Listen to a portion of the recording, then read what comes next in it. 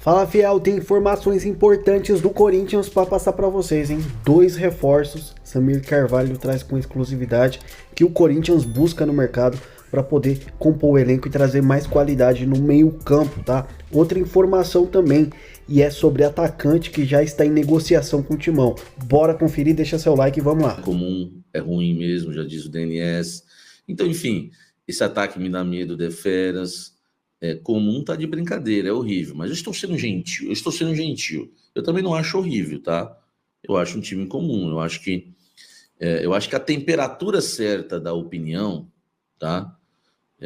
Sei não, hein? Time é fraco, time meia boca. Eu acho que a temperatura certa aí é um comum. Tudo bem que vocês estão falando comum igual fraco, né? Ó, também acho. Eu tô sendo gentil. Gastou um monte na defesa e nada no ataque, vai gastar. Esse time não é favorito a nada, é time para meio de tabela, Felipe Guedes. Esse time briga para não cair igual ano passado, no mínimo três para chegar. Enfim, na avaliação, depois desses treinos que ocorreram, e eu prometi isso para vocês, tá? Que eu ia em busca das informações de treinamentos, conversei com 3 fontes em relação a isso, mesmo indo para São Paulo, né, passando áudio, as fontes me respondendo no trânsito, enfim, eu já estava ajeitando já o vídeo e as informações para passar para vocês. Ficou evidenciado no Corinthians que 2 reforços precisam chegar urgentes. Um atacante de beirada e um meio-campista, tá? E a preocupação é com o Garro, porque ficou evidenciado que o Matheus Araújo, o Romero e o Rojas não potencializam o Rodrigo Garro, tá? Isso eu estou falando que é avaliação, tá? É avaliação. O Corinthians vê o Rodrigo Garro como um camisa 8. O Corinthians pretende, pelo menos um ano pretende ter o Garro como um ótimo coadjuvante. A ideia é boa, porque se você tem um Garro que é muito bom jogador, de ótimo coadjuvante, o protagonista então é bem melhor. Claro que esse protagonista não chegou ainda, tá? Não chegou ainda.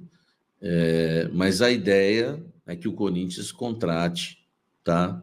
Um jogador de beirada de campo e um jogador beirada para o ataque, né? 1 contra 1, e um camisa 10. Isso, ó. Tá faltando camisa 10, precisa de um camisa 10. É exatamente isso, tá? Está faltando um camisa 10, tá? Samir, como você falou no passado, o time precisa de ataque forte. Se toma 2, faz 3. Exatamente. Essa opinião que eu tenho do ataque, daqui a pouco eu vim com informações do mercado, tá? Mas acho que essas informações exclusivas do treino, eu acho que são informações muito importantes para a gente debater. Essa questão do ataque é um ex-jogador que eu tenho como amigo que sempre fala isso para mim. Ele fala, Samir, o importante é o ataque, né? E ele jogou no Santos, né? Um ex-jogador do Santos. Ele fala para mim, pô, você não lembra o Santos de 2000, tá? Trazer esses 2 atletas. O Corinthians precisa, tá? Desses reforços. Então a gente tem que aguardar. Acho que o Corinthians, eu iria atrás desses atacantes e meia antes, mesmo de fechar com o Mateuzinho. Eu acho que o Corinthians não precisa. O Corinthians até precisa de mais volantes para a sequência da temporada.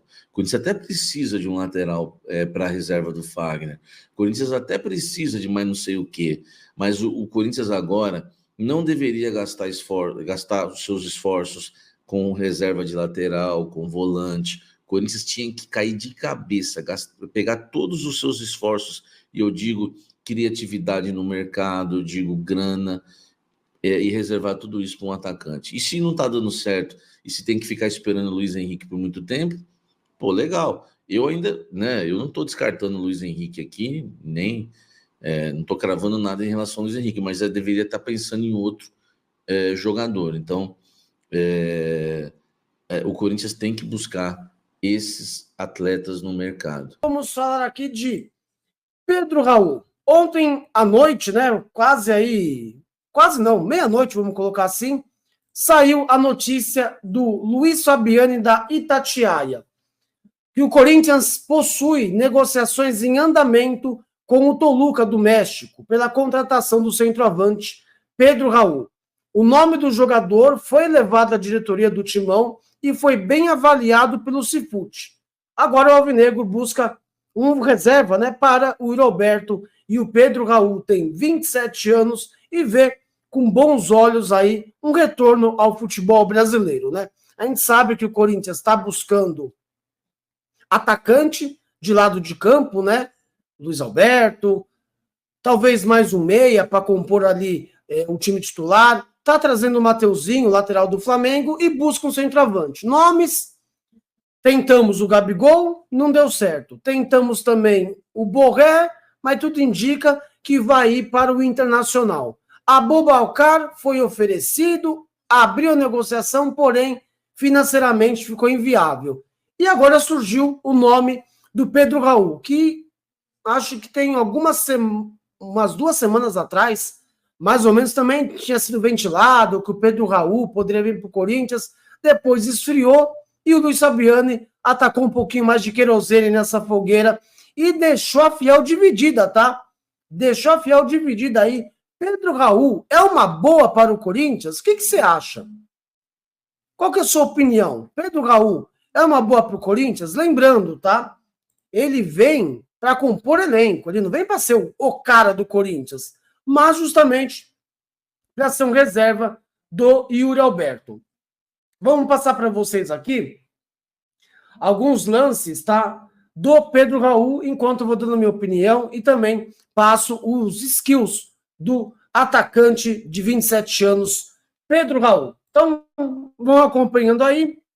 Enquanto isso, a gente vai batendo papo. Pedro Raul, ele está atualmente no Toluca, né? Na equipe mexicana. Como eu disse para vocês, 27 anos, ele é natural de Porto Alegre, 1,92 m, então ele é bastante alto, né? Com 86 quilos, pelo menos, a última pesagem dele, tá?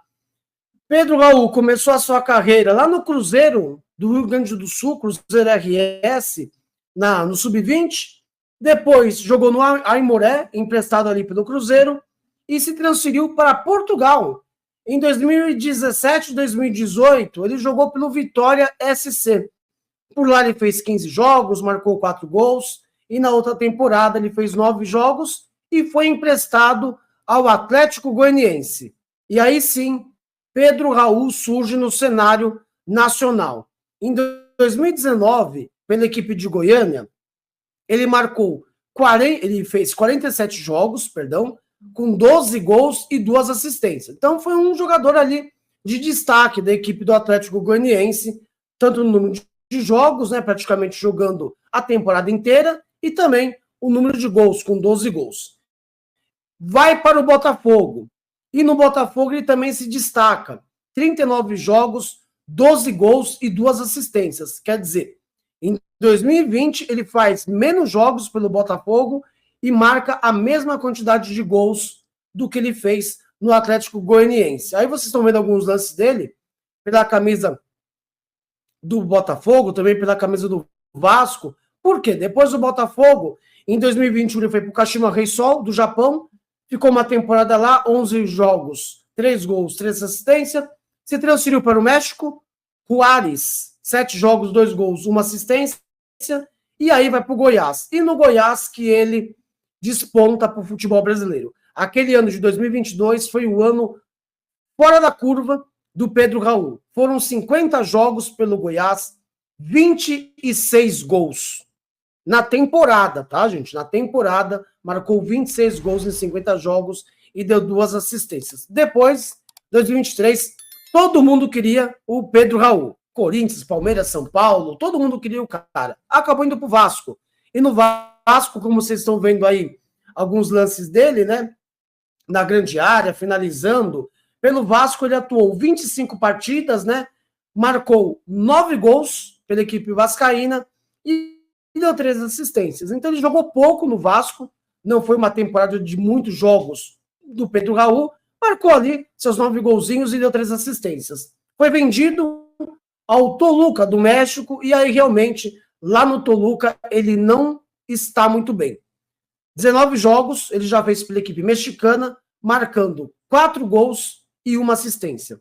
Então, se a gente for ver os números dele nessa temporada pelo Toluca, é quase parecido com 2021, onde ele fez 11 jogos com 3 gols e 3 assistências, né? Então ele participou de 6 gols ali da equipe japonesa e no Toluca ele participou de 5 gols com a equipe mexicana. É um nome, galera, vocês estão vendo aí, gol no Fluminense, né?